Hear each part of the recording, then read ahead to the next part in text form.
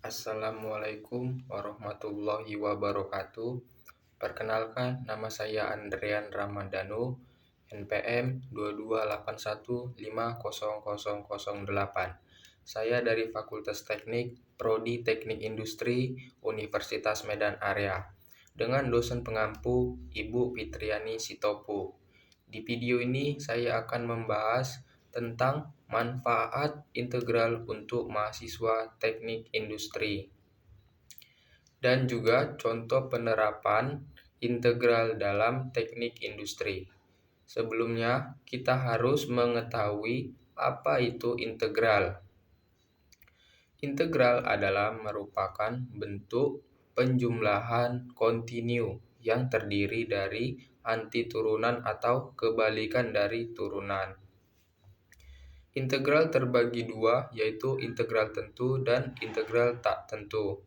Integral tak tentu adalah integral yang tidak mempunyai batas. Integral tentu adalah integral yang sudah ditentukan nilai batas awal dan akhirnya.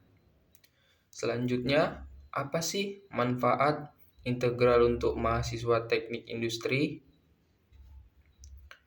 Yaitu untuk memecahkan persoalan yang berkaitan dengan perkiraan total produksi, perkiraan keuntungan, panjang kurva, keluaran kardiak, dan surplus pada konsumen, dan juga lain-lainnya.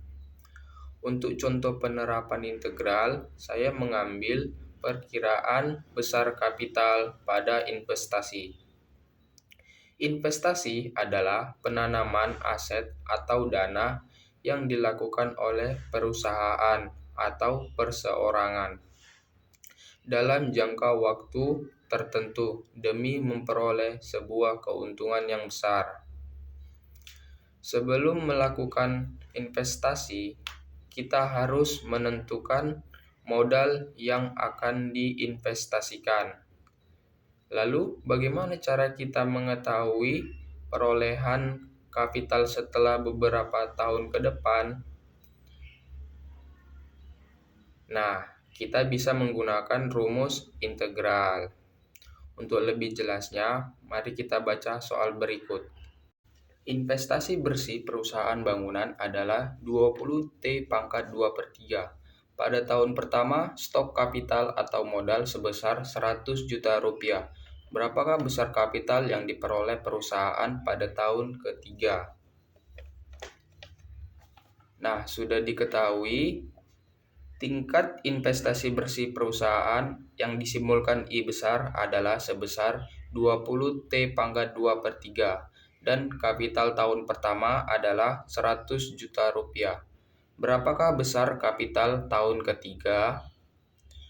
Pertama, kita cari dulu persamaan kapitalnya menggunakan rumus berikut.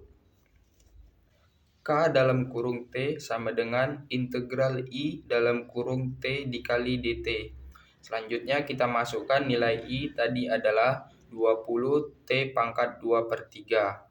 Kemudian kita integralkan 20T⁻²/3 menjadi 20/2/3 ditambah 1 dikali T⁻²/3 ditambah 1 ditambah C. Hasilnya adalah 20/5/3 ditambah T⁻5/3 ditambah C. Kemudian 20 dibagi 5/3, supaya kita dapat hasilnya itu kita balikkan antara penyebut dan pembilangnya menjadi 3/5, yaitu 20 dikali 3/5, dan hasilnya adalah 60/5 dikali T⁻5/3 ditambah C. Kemudian 60 dibagi 5 hasilnya adalah 12, dan hasil akhir persamaan kapitalnya adalah 12T⁻/3 ditambah C. Nah, persamaan kapitalnya sudah kita dapat. Selanjutnya, kita substitusikan nilai K tahun pertamanya adalah 100 juta ke dalam persamaan kapitalnya untuk mencari nilai C. Kita masukkan tadi K dalam kurung T sama dengan 12T⁻5/3 ditambah C. Kemudian K tahun pertama sama dengan 12 dikali T-nya tadi tahun pertama 1 pangkat 5/3 ditambah C. K1 tadi adalah 100 juta. Nah, untuk mempermudah perhitungan, 100 juta kita rubah saja menjadi 100.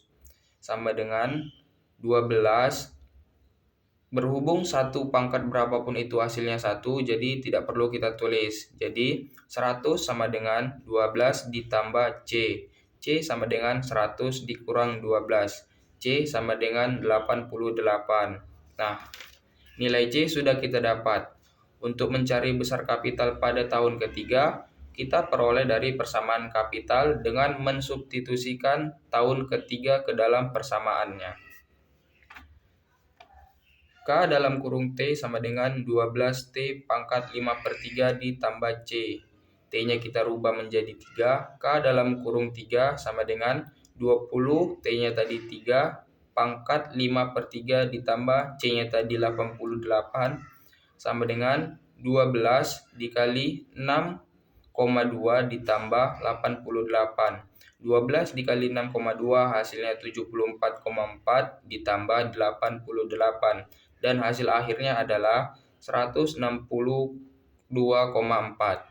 Nah, di sini sudah kita dapat untuk besar kapital yang diperoleh perusahaan pada tahun ketiga adalah Rp162.400.000. Demikianlah video yang dapat saya presentasikan. Apabila ada kekurangan, saya mohon maaf. Terima kasih.